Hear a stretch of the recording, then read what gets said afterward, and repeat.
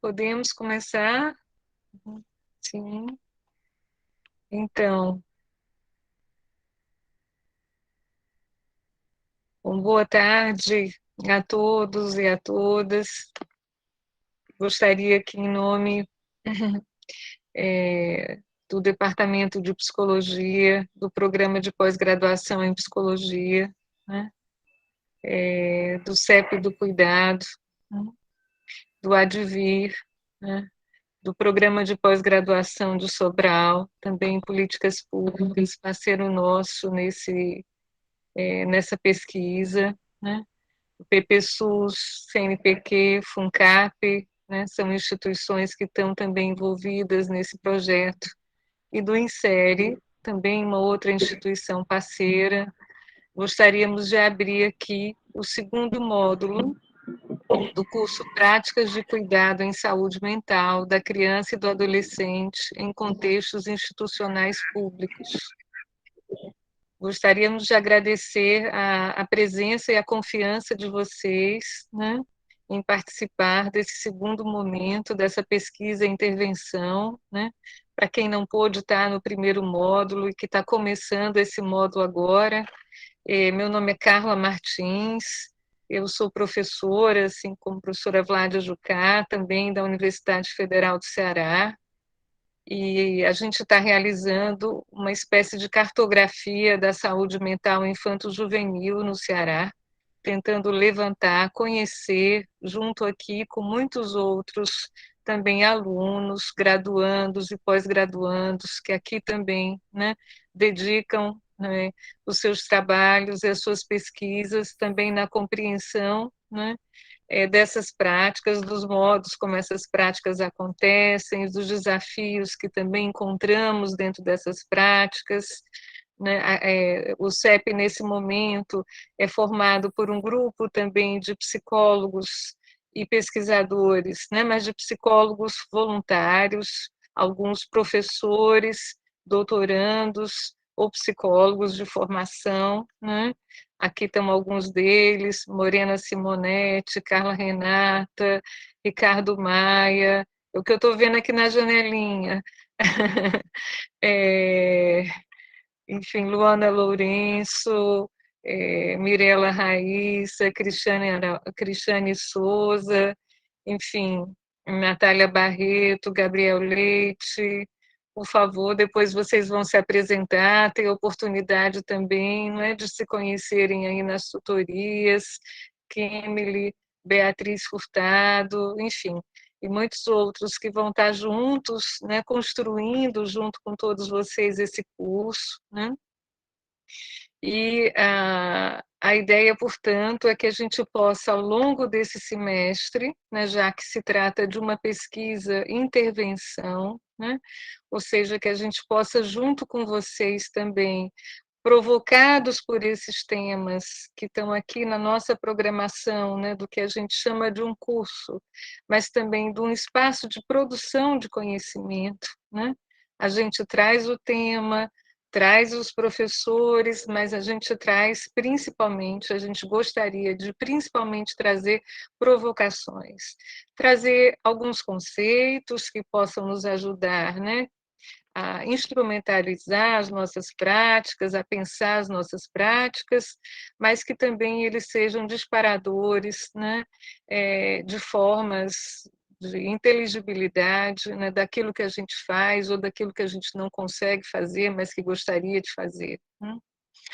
Então, escolhemos como temas, né, também a partir das rodas de conversa que realizamos em alguns municípios do Ceará, né, a questão do laço social na atualidade, né, que será hoje o tema de hoje, a questão da clínica das depressões e do suicídio, uma preocupação, né, nossa no contexto da adolescência, o manejo à crise, seja ele dentro do espaço da escola, seja ele também no espaço hospitalar, né, no espaço das unidades de saúde, inclusive das unidades básicas de saúde, substâncias psicoativas e redução de danos, sexualidade, identidade de gênero na adolescência, corporeidade, transtornos alimentares, juventudes, racismo e saúde mental, juventude e exclusão social.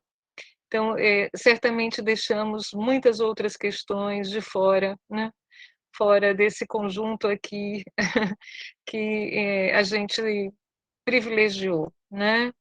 Mas esperamos, né, que dessa vez, assim, a gente está apostando muito nisso, né, que na formação dos nossos grupos de tutoria, né, que são pequenos grupos que vocês vão ser convidados a participar, né, através do WhatsApp, mas através também das nossas reuniões mensais. As datas, né, delas, inclusive, já estão aqui colocadas nesse cartaz.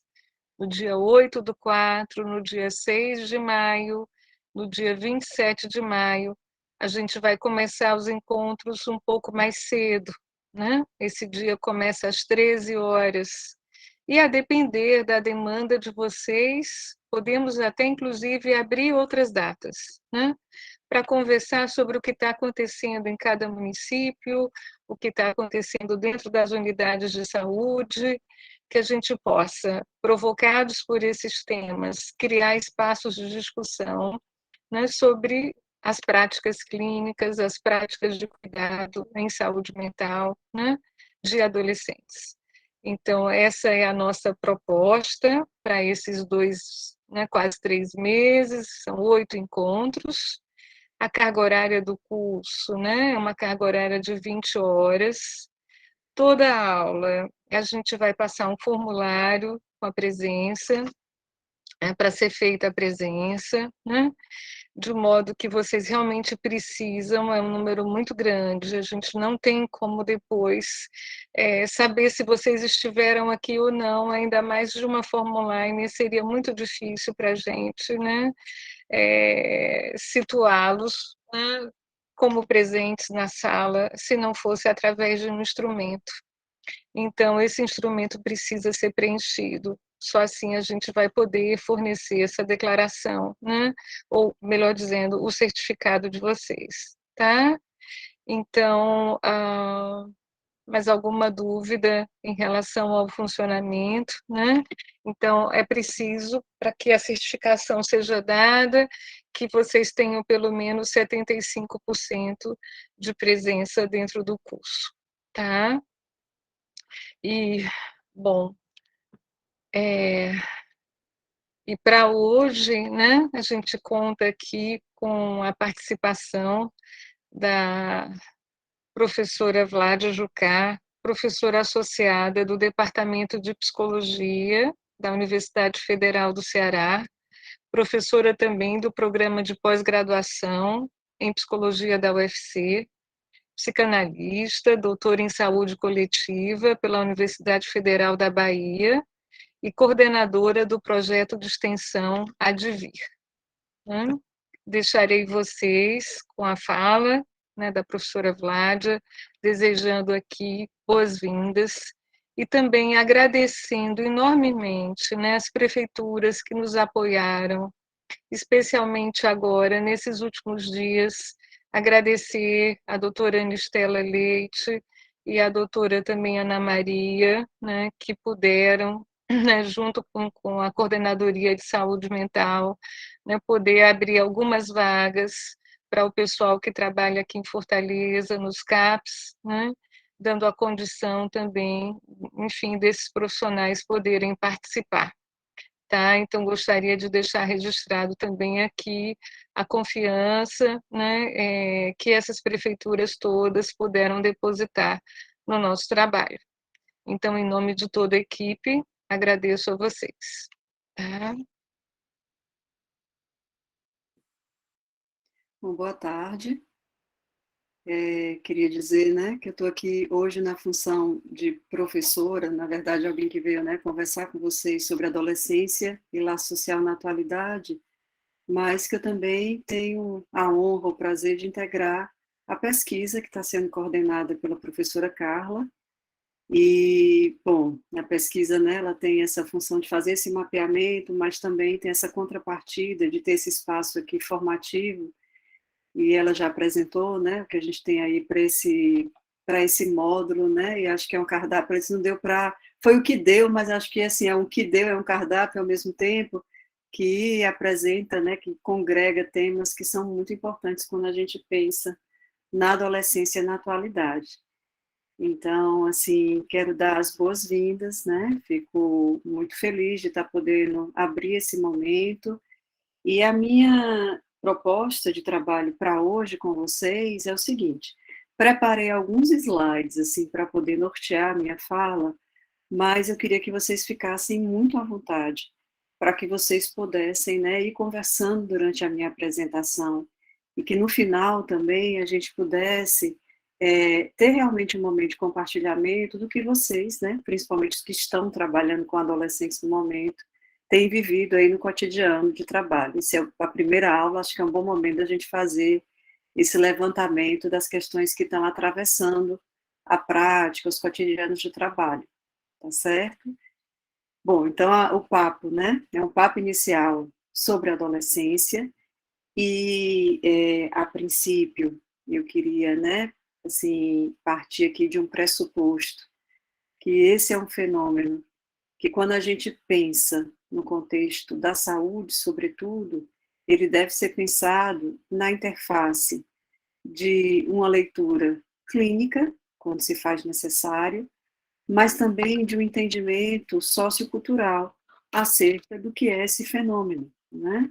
Não é um fenômeno natural, no sentido de que ele aconteça independente das circunstâncias, né, das contingências sociais, culturais, nas quais acontece, muito pelo contrário, tá certo? Então, tudo que eu vou falar para vocês hoje aqui parte, né, de leituras e de experiências e de trabalhos que são do campo clínico, mas que é uma clínica, vamos dizer assim, perpassada por uma sensibilidade antropológica. Tanto que para essa conversa de hoje eu vou trazer aqui um antropólogo, né, um autor que eu acho que é muito bacana quando a gente pensa a adolescência e fala sobre os fenômenos e as manifestações de sofrimento na atualidade, que é o Davi Le Breton. Então, assim, é nessa fronteira entre clínica e cultura, né, que a gente vai estar conversando. Quando a gente pensa na adolescência, acho que uma outra diferenciação, uma pontuação importante, é a gente poder entender essa distinção, né, puberdade e adolescência. Como a gente trabalha no âmbito das políticas públicas, tem, obviamente, as balizas legais. É o Estatuto da Criança e do Adolescente. A adolescência é essa etapa compreendida entre 12 e 18 anos. Se a gente for para a Organização Mundial da Saúde, a adolescência já se inicia aos 10 anos, né? O que é muito estranho, mas está posto assim pela OMS. E uma parte da adolescência, inclusive, se sobrepõe à juventude em termos de políticas públicas, porque as políticas públicas para juventudes, elas são destinadas a um público de 15 a 29 anos. Mas, para além dessas balizas legais, que são tão importantes quando a gente opera, quando somos operadores de políticas públicas, a gente precisa também, né, fazer aqui outras distinções. Então, quando a gente pensa na puberdade, a gente está pensando em um fenômeno que é um fenômeno, vamos dizer assim, biológico, né, desencadeado aí por uma série de mudanças, de processos hormonais que desencadeiam mudanças físicas, né, e que acontecem aí entre 9, né, 10, 11 anos, sendo que a gente tem observado que a puberdade tem sido deflagrada cada vez mais cedo, né, que é um fenômeno também interessante para a gente pensar o quão a puberdade é só biológica, efetivamente. Mas uma coisa é a puberdade e uma outra coisa seria o que essa puberdade convoca de um trabalho psíquico de elaboração de todas essas mudanças que estão em curso, né? Essas mudanças que não são apenas físicas, né, de uma forma mais estrito senso, mas que são relacionais. É o modo como cada pessoa, né, cada sujeito experimenta o seu próprio corpo, é a imagem corporal que está sendo alterada, e para a psicanálise, a imagem corporal, ela não é qualquer coisa, ela é a sede da nossa identidade. Então, se você tem uma alteração de imagem corporal, né, isso envolve uma reorganização, vamos dizer assim também, psíquica. Então, você tem uma mudança na imagem corporal, uma mudança na forma como, a partir daí, né, cada um se percebe, como é percebido pelo meio, pelos pais, pela escola, né, como também passa a perceber esses adultos que cercam, né, uma ampliação das redes relacionais, uma transição também escolar muito importante, porque isso coincide com a mudança do fundamental anos iniciais para o fundamental 2, né, o fundamental anos finais. Então é muita coisa. E é este tanto de coisa, né, que chama por elaboração, que na psicanálise é a partir disso que a gente vai pensar o fenômeno da adolescência, certo? Então, assim, a gente considera, né, que a puberdade sim é um fenômeno, vamos dizer assim, que está para todas as culturas, todas as sociedades, no sentido dessa alteração, dessas mudanças biológicas. Mas, assim, o trabalho de elaboração disso é dado a partir de um idioma, que é sociocultural, inclusive se aquela cultura reconhece, né, o que se deflagra a partir daí como sendo adolescência ou não, mas também de um modo singular, porque a partir desse idioma que é sociocultural, essa experiência vai ser muito de cada um. Gente, como eu estou vendo a apresentação, eu não estou conseguindo ver todos vocês, então todas vocês também, né?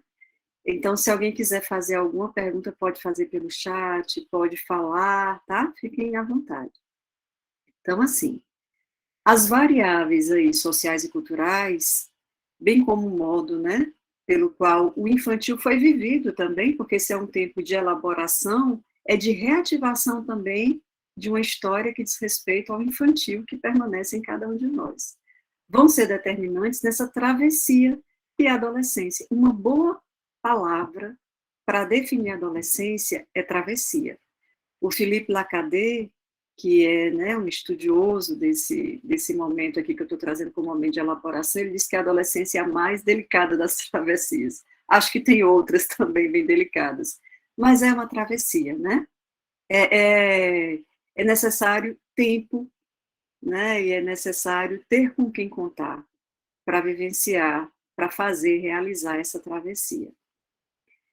E, assim, diante de tudo que eu estou colocando aqui para vocês, é muito importante a gente não essencializar a adolescência, que é o que eu estava falando no início, né? A gente não tomar a adolescência como sendo um fenômeno único, que é vivido da mesma maneira em todas as culturas, né? Achar que toda adolescência significa necessariamente crise, né? A gente pensa que tem a puberdade, que é um fenômeno disruptivo, inclusive disruptivo ali no corpo. Mas, assim, algumas culturas, a nossa cultura, por exemplo, ocidental, né, ela foi construindo, inclusive, forjando essa experiência de uma adolescência que, mesmo dentro da cultura ocidental universo, né, vai ter suas variações. Se a gente pega o espaço urbano, a depender da classe, por exemplo, socioeconômica, né, de outros determinantes, esse fenômeno também vai ser vivido, né, e com suas nuances. Mirela, pode passar, por favor. Então, só para a gente ter uma ideia dessa dimensão sociocultural, como ela é importante, tá certo? O Davi Le Breton, em um livro dele, que é um livro acerca da adolescência, um livro, né, que foi traduzido, acho que há uns 2 anos, pela Federal de Minas Gerais, ele lembra que nas sociedades consideradas mais tradicionais, o que seriam as sociedades mais tradicionais, né? Essas sociedades em que a experiência coletiva, ela se sobrepõe a essa experiência de ser um indivíduo, do individualismo, certo? Então, assim, antropologicamente, né, com estudos etnográficos, se percebeu que essa passagem da infância para o que seria a condição de jovem adulto era realizada através de ritos coletivos, né, ritos daquele grupo, que geralmente marcavam esse corpo de algum modo. Olha que coisa interessante, né? Então, assim, ora, extraíam algo desse corpo, você tem práticas, né? De arrancar dentes, de escalpelar, ou mesmo de fazer essas marcas que vocês estão vendo aí no corpo dessa pessoa, que são feitas com incisões na pele, só que são incisões, né, de uma profundidade tal que quando cicatriza, ficam essas marcas, né, como se fosse uma tatuagem feita a partir da retirada, né, de camadas de pele. Então, assim, era uma série de práticas que envolviam e que marcavam o corpo, mas que não eram só corporais, né? Assim, mas envolviam, por exemplo, reclusão, né? As meninas menstruavam, elas ficavam reclusas durante um período, né? E passavam aí por uma série de tratamentos. Se a gente pensa, né, em determinadas sociedades indígenas, né? Que deveriam ser conduzidas, né? Ou pelas mulheres, né? Ou enfim, alguém é designado para cuidar, não é a família, né? Alguém que representa o coletivo, para que essa transição seja feita. Ora, isso, né, aconteceu e ainda acontece em algumas sociedades. Não é o caso da nossa. Na nossa, e o Davi Le Breton vai marcar muito isso, a expectativa é que a adolescência ela seja uma travessia, porque somos uma sociedade de indivíduos e cada vez mais individualista, né? Com, vamos dizer assim, com essa força, inclusive, pela qual o neoliberalismo tem se entranhado nas subjetividades, essa experiência de individualismo só tem se radicalizado. Então, a gente não tem esses ritos, né, coletivos que faziam essa passagem da condição infantil para de jovem adulto, e isso geralmente num tempo relativamente breve, se a gente considera, por exemplo, né, o tempo que as políticas públicas hoje designam no nosso contexto sociocultural como sendo o tempo da adolescência. Pode passar, Mirella. Então, assim, nas sociedades mais individualistas, a gente tem essa distensão do tempo a ser tomado, né, como o tempo da adolescência. Em alguns contextos socioculturais, a adolescência nem faz, não existe essa palavra, né? Na história do Ocidente, ela foi introduzida no século XIX. Se a gente pensa, é relativamente, né, recente. E fiquei até, me lembrei agora, do que uma memória, assim, da minha história de vida, né, do meu avô que não acreditava em adolescência. Ele disse, não faz sentido, né? Isso para ele, mas assim, qual é a trajetória, né? Um sertanejo que saiu de casa, né? Assim, com 12, 13 anos, começou a trabalhar. Então, assim, para ele, isso não fazia sentido nenhum. Estou falando, né, de alguém que está aí, né? Há duas gerações, né, que são anteriores a mim, assim. Mas, assim, então a gente tem essa distinção hoje, né? A gente naturaliza como se tivesse sido sempre assim, todas as sociedades fossem assim, só que não. E aqueles ritos que demarcavam essa passagem para a vida adulta, eles se perderam, até porque a própria experiência, né? Se a gente pensa assim, na nossa cultura, a própria experiência de criação mais coletivizada já se perdeu também. Então, Le Breton ele vai dizer nesse livro sobre a adolescência que tornar-se um homem e uma mulher não é mais ritualizado há muito tempo na nossa cultura, mas se efetua através de um caminho pessoal. E esse sentimento iria aparecer, engraçado que a minha primeira resposta, né, Davi, assim, é não, não por um lado, né, mas por outro lado, é um dizer de uma outra forma que não é através da articulação, né, verbal, do recurso simbólico, de um sofrimento grande que está em curso. É uma tentativa de dar, inclusive de fazer uma contenção desse sofrimento, né?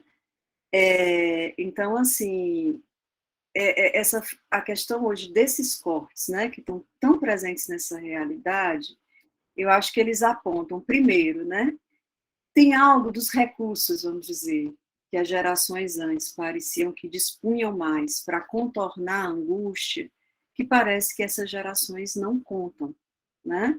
Isso não quer dizer que as gerações anteriores fossem melhores, né? Menos sofridas. Cada geração carrega a dor e a delícia de ser o que é, tá certo? Mas quando a gente tem esse fenômeno, né, assim, de uma forma tão representativa do ponto de vista quantitativo, e também nas narrativas dos adolescentes é preciso a gente parar e entender o que é que está se passando.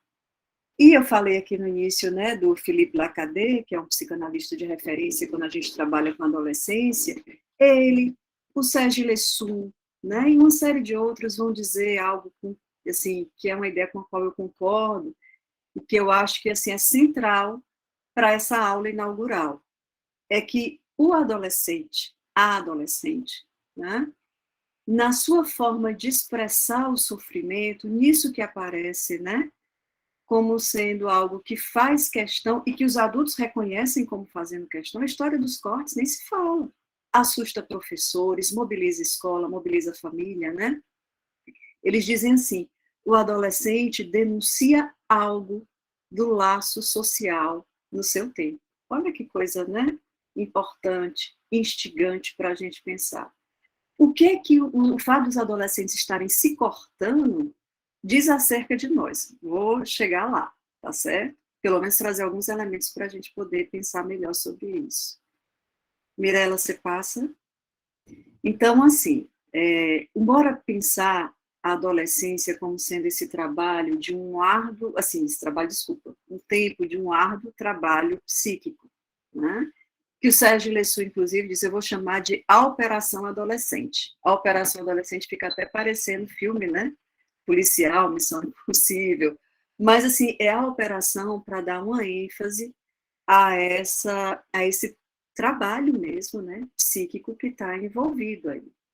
E aí, assim, o que a gente pode chamar a atenção desse trabalho psíquico, né?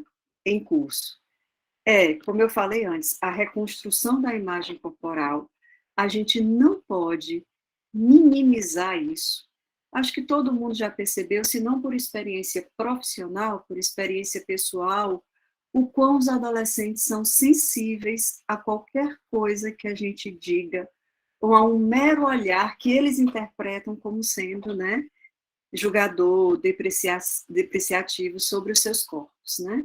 Não é à toa que eles são tão sensíveis e que eles têm uma relação ambivalente com o olhar.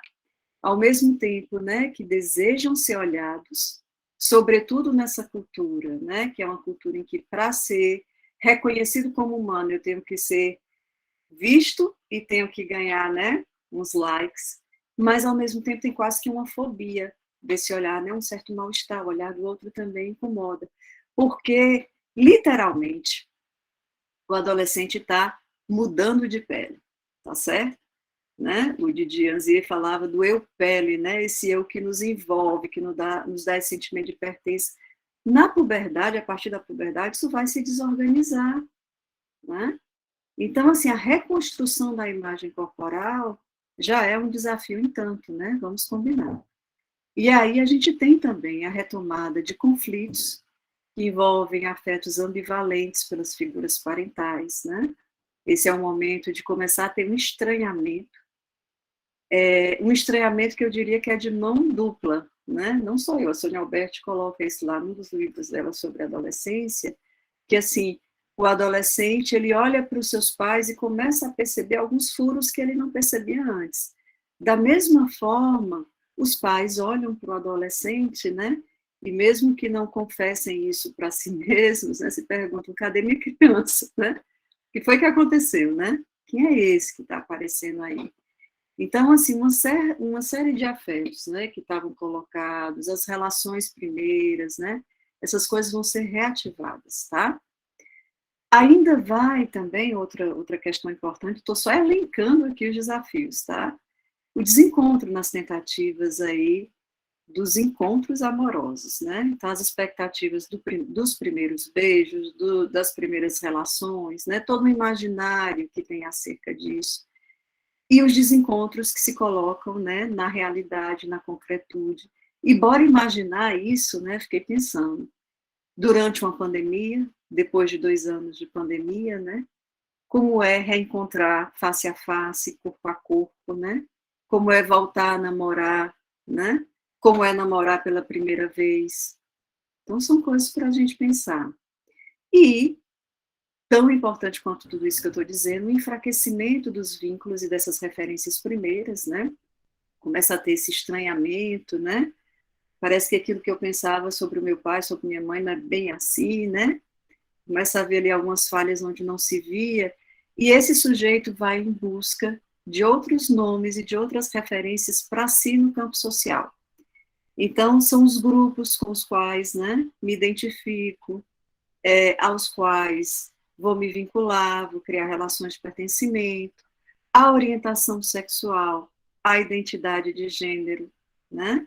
Que a gente tem que ter um cuidado imenso, e teremos uma aula só sobre esse tema, né, tão importante que é a identidade de gênero, que vai pelo menos tocar nesse aspecto, mas porque nesse afã de buscar uma identidade para si, às vezes o fato do adolescente acenar, né, hoje, né, assim, me percebo, por exemplo, como trans, né, mas depois já não é mais, é um gênero fluido, né? E depois, então assim, é preciso tempo para elaborar.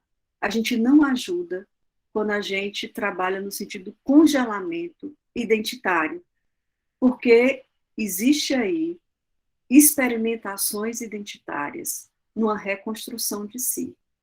Mateus, com certeza, há uma fragilidade desses encontros, né, marcado por esses atravessamentos das redes. As redes potencializam muito, né? Mas também alimentam muito esses desencontros. Eu li, agora não vou mais nem lembrar, gente, onde foi que eu li. Não lembro se foi uma reportagem de uma revista, assim, né, ou de um jornal.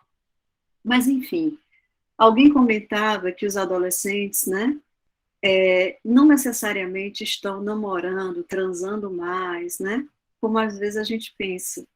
Por quê? Porque às vezes o investimento nesses, nessa apresentação de si através das redes sociais é tão grande que eles ficam receosos do encontro tete a tete, do encontro presencial. E se eu não agradar, né? Olha aí, né? Quanta coisa que parece que a gente sabe, mas talvez não seja bem assim. Weverton, você quer fazer um comentário? Ou levantou sem querer?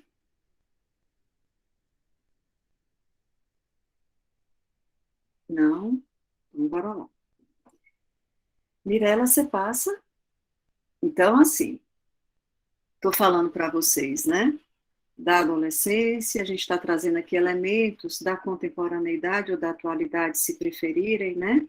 Que é um tempo, né, marcado por uma exacerbação do individualismo, por uma primazia das imagens, né? Eu me apresento, eu me coloco, né? Eu sou reconhecida no campo social pela imagem que construo de mim. E aí, se os tempos produzem adolescências diversas, os tempos também produzem psicopatologias distintas, né? Hoje a gente encontra muito, inclusive, entre adultos, a depressão, o pânico, as toxicomanias, né? E entre adolescentes, o que é que tem sido muito frequente? Hoje, depois da pandemia, com certeza, né? A palavra do dia, seja para adulto, seja para adolescente, me parece ser ansiedade. Mas além da ansiedade que corre aí a galope, né? A gente encontra muitas tentativas de suicídio, se não as tentativas de suicídio, né, assim, explicitadas, mas uma certa fadiga de desistir, né, assim, uma dificuldade em acreditar que vale a pena. A prática das escarificações, que a gente começou a falar, né, um pouco desses cortes, como um modo, às vezes, de contornar a angústia, né? De novo, o Le Breton tem um trabalho excelente sobre escarificações na adolescência, e ele fala, né, assim, ele traz a narrativa de alguns adolescentes que eu me deparei através dos projetos de extensão que já coordenei, de alguns que diziam assim, eu me corto porque quando eu me corto, a dor fica localizada.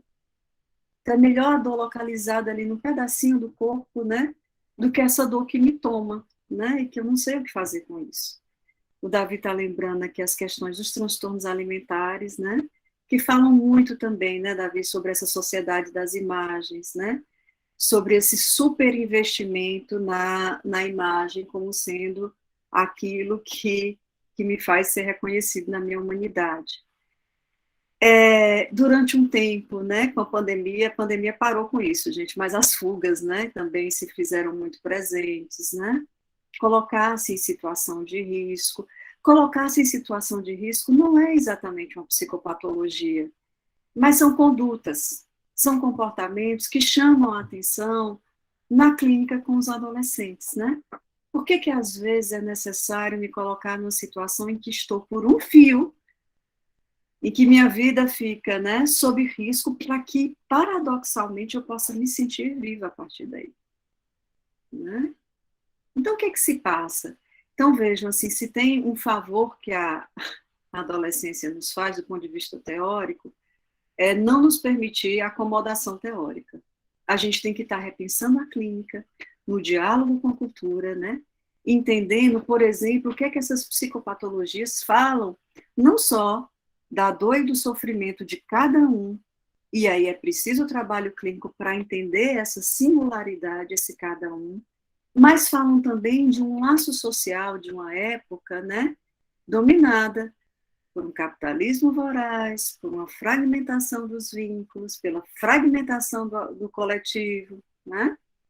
Então, assim, o que é que isso diz da gente, né? Como eu colocava antes. E a gente encontra muito, né, uma dificuldade que eu acho que isso a gente pode tomar até como uma pista clínica para o trabalho com adolescentes e jovens, que é a dificuldade em narrativizar o mal-estar, né? Ou mesmo expressá-lo pelos sintomas tradicionais, né? As fobias, as neuroses obsessivas, não é que elas deixaram de existir, os sintomas, eles existem, a gente encontra, né? Mas a gente encontra também muitas outras formas, vamos dizer assim, de expressão do sofrimento que parecem que estão mais na esfera de um agir, né?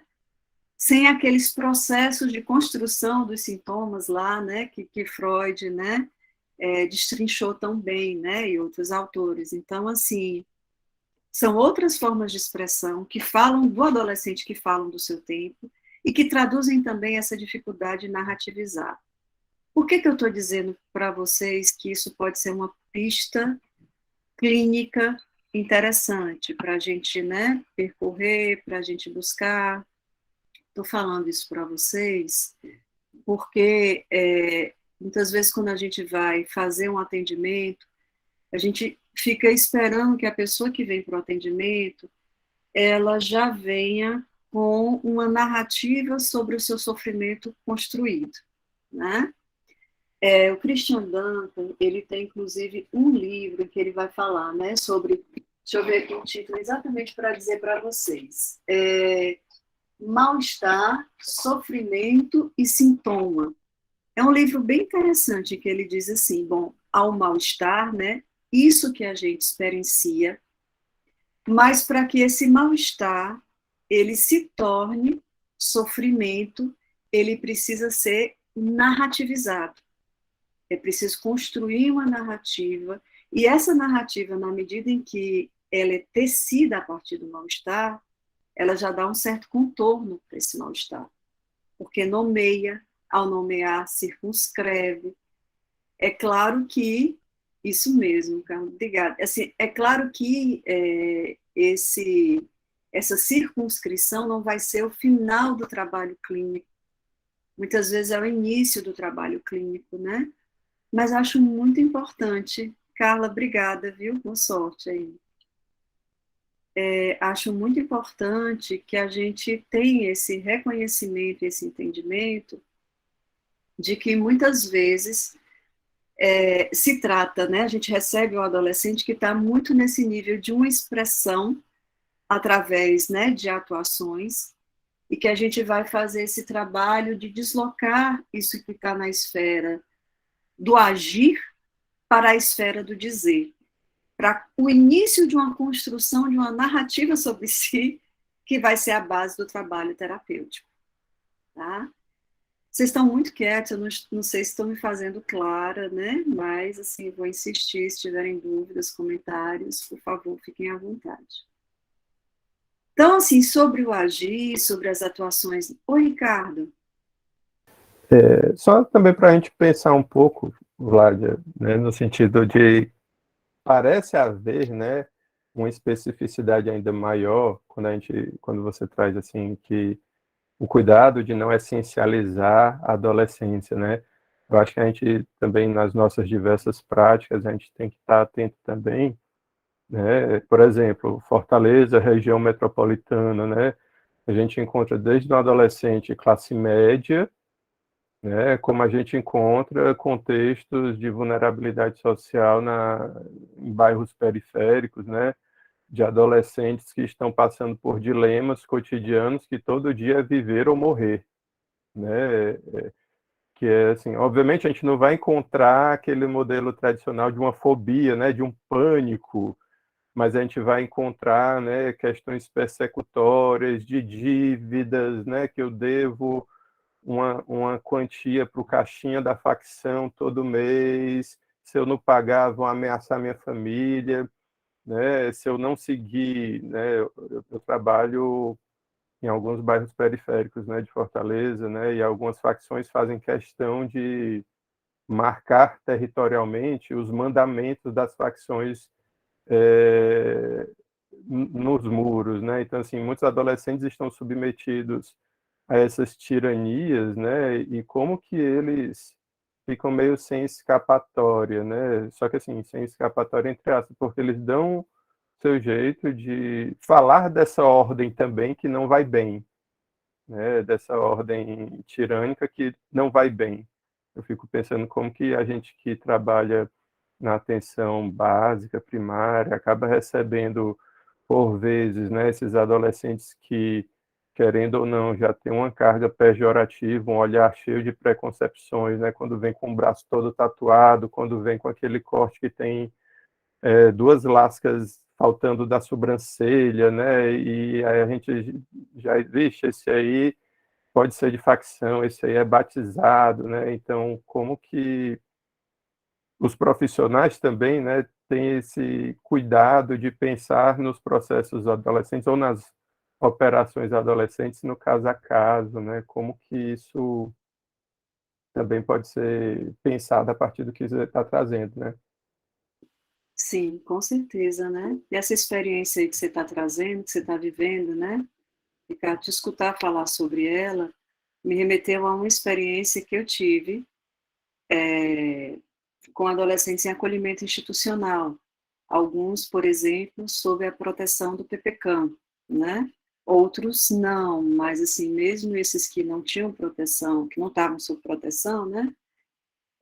Muitos com, se está em acolhimento institucional, né? Geralmente as trajetórias de vida são muito sofridas. E aí eu trouxe essa questão da dificuldade de narrativização de si de uma forma mais generalizada, né? Mas quando a gente traz esse cuidado, quando a gente precisa também dar esse contorno social, cultural, isso ainda é mais acentuado. Porque, assim, tem adolescentes, né, como os que o Ricardo está trazendo, alguns, né, que eu estou falando aqui do acolhimento institucional, que tiveram histórias, né, tão duras de vida, que o fato de ter alguém que chega e diz assim, né, eu estou interessado em escutar, é tão estranho isso para eles, né? Então, assim, como é que a gente estabelece uma relação com eles? Como é? Olha, eu vou dizer para vocês, assim, isso para mim é muito importante hoje, tá certo? Sobretudo no trabalho com essa galera aí que o Ricardo está trazendo. Antes da transferência, vem uma coisa chamada confiança, assim, no trabalho com esses adolescentes. Como é que, com as histórias de vida que eles têm, a gente permite, né, a gente ajuda, e a gente tem que ajudar, a construção de uma relação de confiança que torne possível começar a fazer uma narrativa sobre si, né? Porque é muito difícil, com tudo que eles viveram, né, achar que vem um adulto, né, querendo saber, assim, como assim? Isso não tem eco, às vezes, na história de vida, né, deles. E essa coisa que o Ricardo está trazendo da identificação com as facções, também é assim, extremamente importante, porque para alguns desses jovens, né, eu também tenho trabalho hoje em periferia, as coisas que a gente escuta, né, assim, das humilhações sociais cotidianas, né, que incidem sobre esses corpos desde sempre, sobre os seus pais, né, das mortes que acontecem na rua, da forma, às vezes, como o Estado entra no seu bairro, né? Às vezes o caminho é esse, assim, é o da humilhação social, né? Ou uma saída que vai pela identificação com a fratria, né? Assim, com os irmãos pela facção. Isso aí já dá uma discussão à parte, né? Uma coisa era o tráfico de 20, 30 anos atrás, hoje é essa organização em fratrias, entre eles, né? Mas eu só quero dizer, né, que também uma forma de estar falando de identificação antes, é uma forma de identificação de se colocar, né, no sentido de eu vou ser reconhecido de algum modo, né? Eu não vou ser mais um apagado, humilhado, né? E quando, vou só fazer mais um comentário e vou, né, dar a palavra a quem está com a mão levantada. Quando o Ricardo fala desse estranhamento, gente, esse estranhamento está no corpo, né? Assim, às vezes quando a gente chega nesse para fazer o trabalho com eles, né, são códigos socioculturais distintos inscritos nos nossos corpos e nos corpos deles, né? Então, assim, é um trabalho muito delicado, às vezes a gente não sabe nem como chegar, como cumprimentar, sabe como. Por isso que eu digo que essa clínica, se não for feita com muita sensibilidade antropológica, ela não vai rolar, ela não acontece, né? Porque eu tenho que ter uma sensibilidade a esses códigos, a entender esses funcionamentos. Tem duas pessoas com a mão levantada, um não sei se vou pronunciar certo, é Gui Gai Chão, né? Porque ao mesmo tempo que é muito difícil essa situação, né? Que você está trazendo de violência. E eu fiquei pensando, violências e violações de direitos, né? A gente tem desde a violência explícita, em que a gente sabe, por exemplo, que um adolescente está sendo, né, vítima de violência sexual, até aquilo que se toma como negligência, que eu acho que tem que ter um cuidado, né, muito grande com o que é isso que a gente chama de negligência. Eu vou dizer por quê. Porque, assim, quando a gente percebe que ali, né, há algo dessa ordem, é preciso, tem situações que são muito urgentes, que precisam de uma intervenção, né, que não vai dar muito tempo para ser preparada, mas, assim, quando a gente pode, né, apurar e depurar um pouco melhor o que é que acontece, é bem importante, porque também é muito desastroso quando a gente retira precipitadamente um adolescente da sua família. Tem situações que tem que retirar mesmo. Não tenho que, não estou questionando isso, gente. Mas estou questionando, estou trazendo para vocês a cautela também, né, que é necessária, antes de chegar a um momento, por exemplo, de destituição, né, mesmo do poder familiar, né. E, ao mesmo tempo, né, que a Lara está colocando com toda a propriedade, a dificuldade que é atender em rede intersetorial, ao mesmo tempo de que outro jeito a gente pode atender esses casos, né? Porque quando a gente tem violação de direitos, geralmente são casos que, assim, chamam pelo SUS, pelo SUAS, pela justiça, né? E é muito difícil fazer rede intersetorial, porque, às vezes, os setores convocados ficam mais numa disputa de poderes ou de empurra-empurra entre si, do que realmente tomando, né, aquela situação, aquele caso, como um caso a ser discutido, debatido e pensado, um projeto terapêutico compartilhado. Né? Então, assim, é muito difícil, é muito desafiador. Mas, assim, deixa eu compartilhar com vocês um pedacinho de um caso clínico, tá certo? Para dizer, né, o quanto a gente precisa ter cuidado. Há muito tempo atrás, muito tempo mesmo, olha como isso me marcou, né, como experiência profissional e aprendizagem mesmo assim de vida. Eu atendi um garoto que ele deve ter chegado para o atendimento, ele estava com uns 9, 10 anos, tá?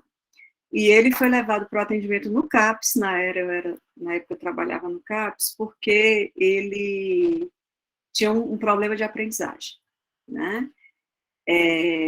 E qual era, assim, a base do problema de aprendizagem? Ele não fazia as tarefas, ele não estudava para a prova, né? Então, assim, tinha uma coisa que o pai tomava como sendo indisciplina. O pai tinha um cuidado, investimento com esse garoto, né, assim, fora do comum. Era ele, o pai e a atual companheira do pai. A mãe do garoto tinha falecido quando ele tinha 1 ano e poucos meses, tá?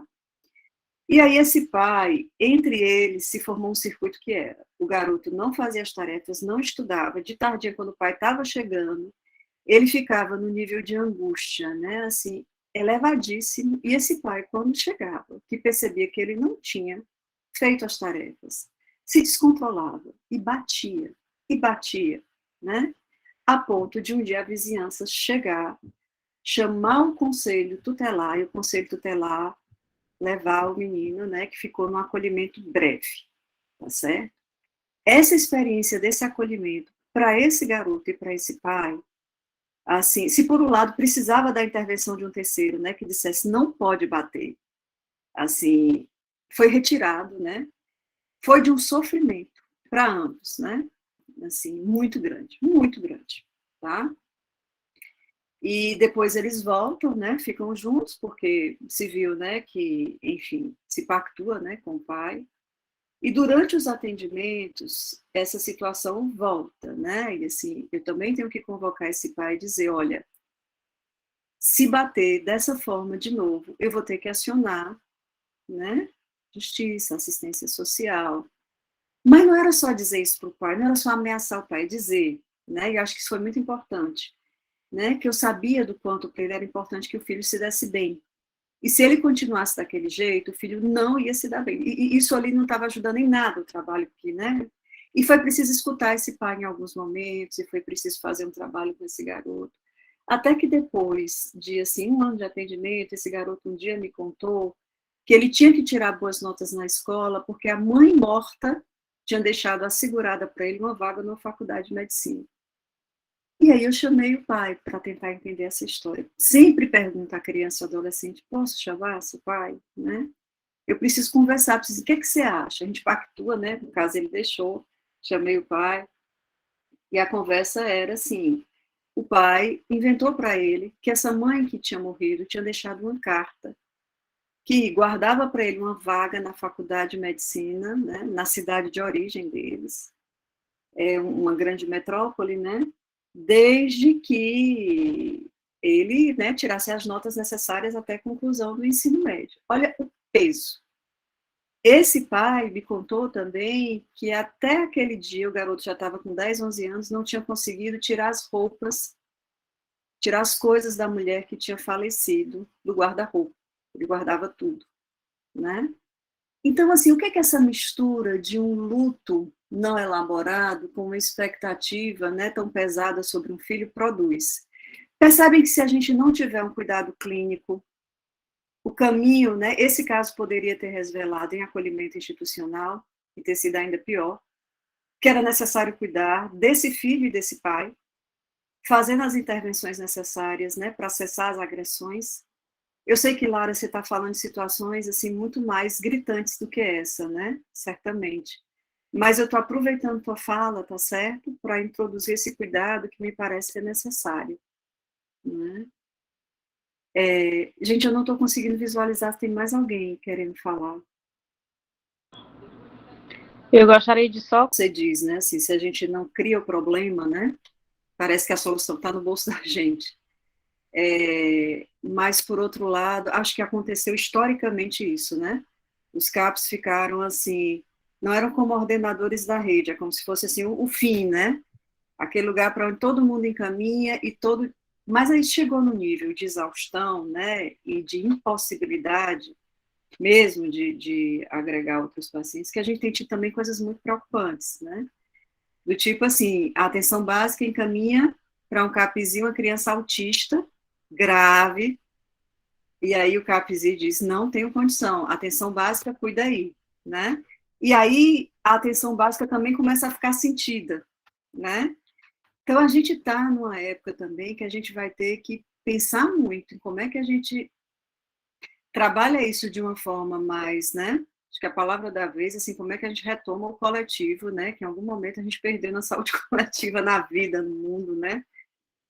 Mas como é que a gente retoma isso? Porque, assim, a atenção básica tem condições de fazer um trabalho legal, né? A escola tem condições de fazer muita coisa, gente. Eu estou falando aqui não é porque eu acho que é bonitinho, não. É porque, né, eu já experimentei, tá certo? Mas, assim, Para que esses espaços façam, a gente precisa de pessoas nesses espaços formadas para fazer isso. E aí acho que a gente tem um problema sério de formação para trabalhar com saúde mental na educação, de formação para trabalhar com saúde mental na atenção básica, né? Porque às vezes as coisas ficam inclusive caricatas. É assim, eu estou na atenção básica, isso quer dizer que eu não posso atender ninguém individualmente, só tenho que fazer grupo, né? Mas, às vezes, os grupos também podem ser feitos sem função terapêutica nenhuma, não é o fato de ter grupo, que isso quer dizer que o grupo está funcionando, né? Concordam? Então, assim, se eu estou na atenção básica, será que eu posso fazer alguns atendimentos individuais? E, além disso, massa para fazer grupo. Eu concordo com grupo, com rodas de conversa, agora sim, de que forma, para quem, né? Com que finalidade, como é que eu construo esses grupos, né? Como é que eu construo outras ações, por exemplo, aliando a saúde com a assistência social? Eu falei para vocês, por exemplo, que às vezes um grande desafio é como é que eu construo uma relação de vínculo, de confiança com adolescentes e jovens, né? Às vezes eu chego e digo assim, eu estou aqui para atender, né? Não vai faltar hoje adolescente querendo atendimento. Estou percebendo isso também. Mas, assim, será que eu posso chegar junto dos adolescentes, dos coletivos juvenis, né? Das lideranças comunitárias, entender o que é que aqueles jovens também precisam, né? Assim, para além da saúde ali, né? Ah, estão precisando, sei lá, né? De cursos ou de espaços para discutir, né? Perspectivas profissionais. E dali eu não começo já um trabalho de aliança que me permita também ter um braço para a clínica. Percebe? Então, assim, tem coisas para fazer, mas não é só dizer assim, a saúde mental tem que estar na atenção massa, tem que estar. Como é que a gente faz saúde mental na atenção básica mesmo? Tem equipe de saúde mental na atenção básica? Né? Pergunta importante. Quem vai fazer a saúde mental na atenção básica, né? E de que forma? Do mesmo modo nas escolas. A Amanda está escrevendo que tem outra questão, a identificação. Tem profissionais que, mesmo com formação, não têm, é verdade, né? Seria muito bom, isso é uma questão antiga na saúde mental, né? Como é que a gente seleciona pessoas para trabalhar na saúde mental? A gente pode fazer concursos e contratações que valorizem, por exemplo, o investimento feito nas residências, né? Que eu acho que deveria ser um caminho, né? A gente forma gente nas residências pelo Estado e depois, né? Então, assim, são coisas para a gente pensar, né? É tão difícil trabalhar na saúde mental, mas tem pessoas que trabalham na saúde mental porque é o trabalho que apareceu, né? Porque é o ganha-pão, não porque curtem estar ali. E a gente precisa ter clareza disso, né? Antes do perfil, né, Rebeca? Quando se tem desejo, nunca se terá perfil, tá certo? Quando se tem disponibilidade subjetiva, nunca se terá perfil. E aí as dificuldades, né? Ela contribuição. E, assim, estou vendo que o Davi e o Rui também estão com mão levantadas, mas antes de, né, dar a palavra a vocês, eu vou, assim, só aproveitar a fala do Neto, ele está trazendo os adolescentes que não conseguem ir à escola, né? Isso está na rede pública, isso está na rede privada, tá? Depois de 2 anos na pandemia. Tem adolescente que, assim, a maior parte do ensino médio foi assim, né? Remoto, e olhe lá, né? Olhe lá que ensino remoto foi esse. Num contexto, às vezes, familiar, social, né? Tudo difícil, vivendo essas travessias aqui que eu estava falando, né? Teoricamente, tudo junto e misturado. O pior que a gente pode fazer com esses adolescentes, sabe o que é? Dizer assim, não, né? Ele tem que voltar à escola, então, assim, bora dar um remédio, bora dar um ansiolítico, para ele segurar a onda e ir para a escola, né? O que a gente está dizendo para ele? Se a gente, né, toma esse rumo. Será que a gente não pode pensar com a escola essa estratégia de volta, né? Primeiro a gente vai ter que entender com cada um, né? O que é que está tão difícil para cada um, para não perder, né, essa singularidade. Mas a partir desse entendimento, negociar com a escola também, né? Como é que a gente pode esse retorno, né? Tantas redes podem ser acionadas, às vezes é entre eles, né? Às vezes é com a ajuda de um colega que eles conseguem voltar, né? Às vezes é combinando, você vem, você passa aqui o tempo que você conseguir, sabe? Então, assim, o que a gente pode fazer além, né, de responder às vezes respondendo à nossa própria angústia pela via da medicalização que silencia, né, e que não cuida, que não... E eu vou dar 2 exemplos para você, um exemplo só de matriciamento nas escolas, assim, só para vocês terem uma ideia, né, do quanto isso é potente. Tem um trabalho, né, que eu conheci, que eu acompanhei de uma amiga, na época nós duas trabalhávamos nesse CAPS, em Salvador, e foi um trabalho feito com uma creche. Então, ela chegou nessa creche, que era uma creche, né, lá dentro do mesmo distrito sanitário do CAPS, um distrito sanitário enorme, muito populoso, que é o da Liberdade, e ela foi ver, assim, se fosse os educadores da creche, né, fossem encaminhar bebês, crianças que consideravam, né, que estavam precisando de uma atenção especializada. Apareceram logo 32, tá certo? 30 e tantos, eu nem lembro exatamente quantos. No lugar de atender esses, né, já no CAPS, ela, que também era professora, pegou um grupo de alunas, montou um projeto e foi fazer um trabalho junto com era uma creche, né? Então tem um contexto ali da faixa etária. E era um trabalho de observação na creche, de intervenção com os educadores na creche, com a família. Depois de alguns meses de trabalho, sabe quantos precisaram realmente de atendimento especializado? 2 bebês. Olha só, né? Olha só essa potência do matriciamento. Mas matriciar, né, a gente encontrar uma vez com outra equipe e dizer a outra equipe descabelada o que é que eu faço, e a gente dizer, não, vai por aqui, vai por ali, né? Certo, a discussão de casos cabe no matriciamento, mas eu acredito muito no matriciamento do fazer com, porque a gente desenvolve sensibilidades, aprendizagens que ficam, sabe? Então, para mim é uma aposta importante. Davi e depois Rui, que no lugar de perguntar aos adolescentes o que eles querem ouvir, eu estou mais para perguntar o que é que eles querem dizer. E aí eu vou compartilhar, Verdade. aproveitando essa deixa que você trouxe dos professores, a experiência que eu tive aqui, né, na escola, que foi muito bacana, e que a gente chegou, assim, e já tinha um grupo de adolescentes querendo fazer alguma coisa, as adolescentes, tem a questão, inclusive, de gênero, né, as meninas, por conta da quantidade de colegas que estavam se cortando no banheiro, por conta do sofrimento delas próprias, né? E aí a gente propôs fazer um grupo para conversar sobre saúde mental. A gente não ia dar palestra, a gente ia bater um papo, entender o que estava acontecendo. Antes da gente fazer essa ação, elas disseram, tá, pode ser, mas assim, com muita desconfiança. E aí a gente perguntou, tá, qual é a primeira coisa que é importante a gente fazer? A gente já começa com essas conversas? Não, não. A gente está tendo aqui um problema muito grande com, né, LGBT, fobia, né, fobia a pessoas que são LGBTQIA+. Então, a gente quer começar por uma campanha. Vocês topam? A gente, na hora, topamos, vamos fazer essa campanha contra a discriminação, que é uma questão legítima, mas hoje eu entendo que essa campanha que elas pediram para fazer com a gente era o tempo que elas precisavam para confiar na gente. E depois a gente começou esse grupo, tá certo? Que foi um grupo, né? A partir de uma metodologia proposta pela psicanálise, de conversações, foram 8 encontros, né? Fora uma série de atividades que a gente construiu com elas e que sempre, assim, atividades que foram ampliadas para a escola, e que depois elas avaliaram de uma forma muito positiva, né? Assim, como esse espaço em que algumas disseram ao final desse trabalho, assim, eu comecei a conseguir falar do meu sofrimento. Fez uma psicoterapia? Não, mas conseguir começar a falar é muita coisa, né? Porque sai desse estado de aflição em que às vezes eu não tenho palavras e eu acabo agindo no lugar, né? Porque eu não consigo nem dizer para mim mesmo o que se passa, percebe? Então, assim, agora nessa mesma escola, Davi, a gente fez um encontro com os professores, porque eles também estavam muito angustiados, perdidos. Você trouxe uma questão na sua fala importante, que é a dimensão transgeracional, né? Ou transgeracional, intergeracional, né? Então, assim, para alguns professores coordenadores, o que é essa galera se cortando? Essa galera quer morrer, né? E, gente, adolescente que se corta não quer morrer, não, está querendo viver.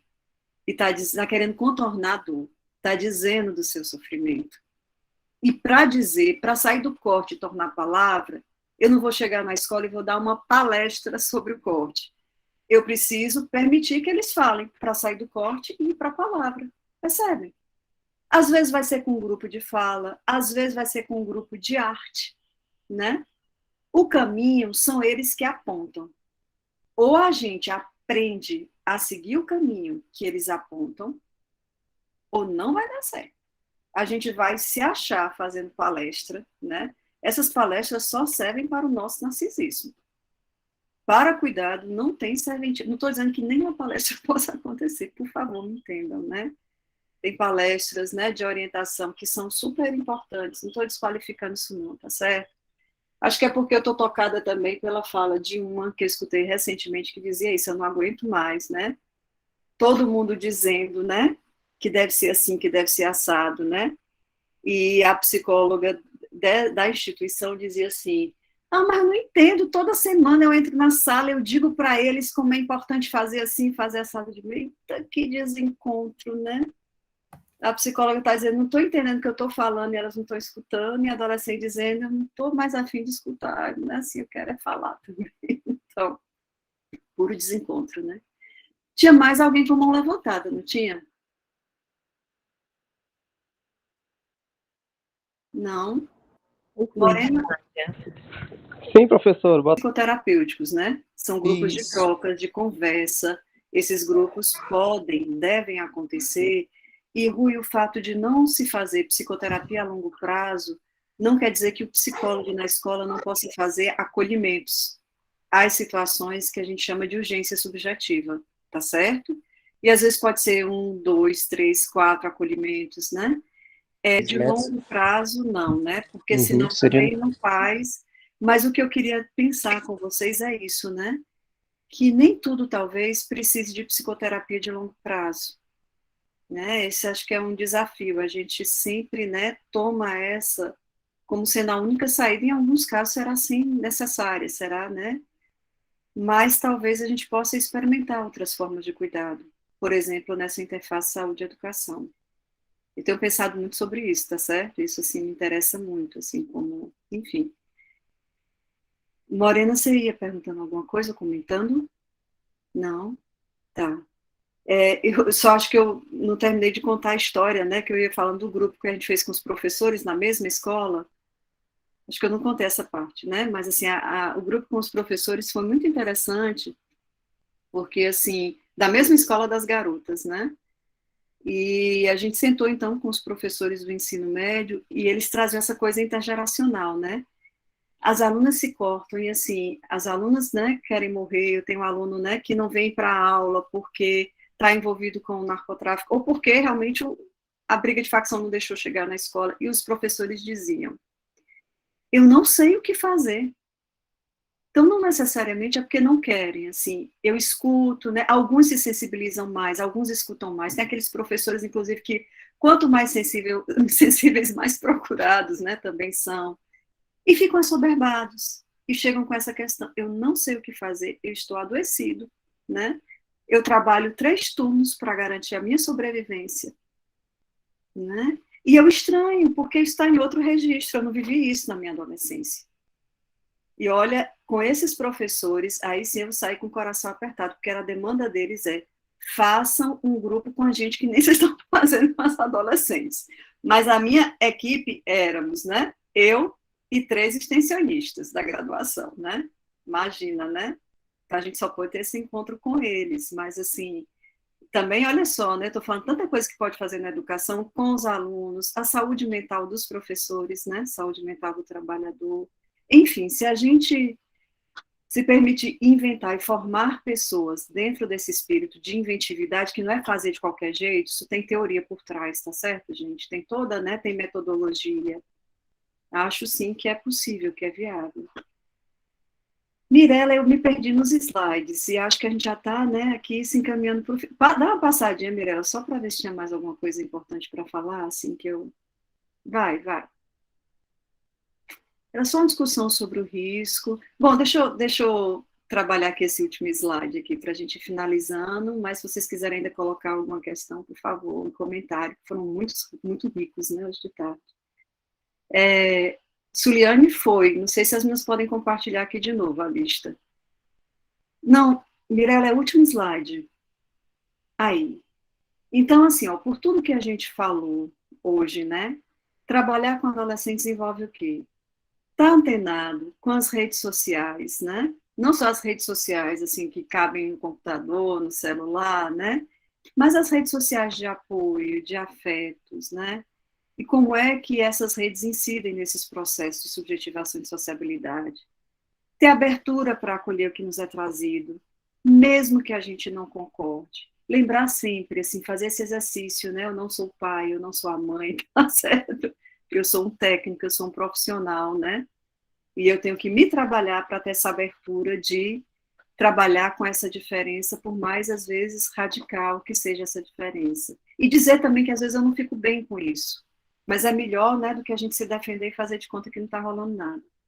Compreender esse universo no qual transita o adolescente, com as marcas corporais que ele traz, o que dizem essas marcas. Ser particularmente cuidadoso com as questões trazidas sobre a imagem corporal e sobre a sexualidade. Entender que as cenas, como vocês mesmos já disseram, vocês apontaram o caminho hoje, não são fingimento, né, que o Davi falou. Que as atuações revelam urgências subjetivas que, quando não tratadas, podem desencadear sofrimentos maiores e rupturas de laços sociais fundamentais, né, para esse desenvolvimento, tá certo? Então, assim, para finalizar, gente, eu acho que eu queria só ressaltar isso que eu falei há pouco, vamos nos permitir aprender com eles, né? Assim, acompanhar eles nos caminhos que eles apontam. Isso desmonta, né, as defesas, tanto deles quanto as nossas, e aí a gente consegue fazer um trabalho bacana. Tá? Davi está lembrando, né, do jogo da baleia azul. Tem o jogo da baleia azul, já teve situações, né, assim, de quase asfixia. Aí, Davi, eu vou te recomendar. Tô quase a garota propaganda do Le Breton, mas é porque ele tem discussões. Ele tem um livro muito bacana, chama Condutas de Risco, dos jogos de morrer aos jogos de viver, uma coisa assim, tá certo? Em que ele vai discutir do ponto de vista, né, antropológico, mas ele é um cara que claramente leu psicanálise também, tá? O que significa se colocar em situação de risco, né? Por que os adolescentes recorrem a isso hoje? Que no lugar de condenar, a gente tem que se abrir para tentar entender, fazer um trabalho razoável, tá? Gente, acho que é isso, né? Estamos na nossa hora. Alguém quer fazer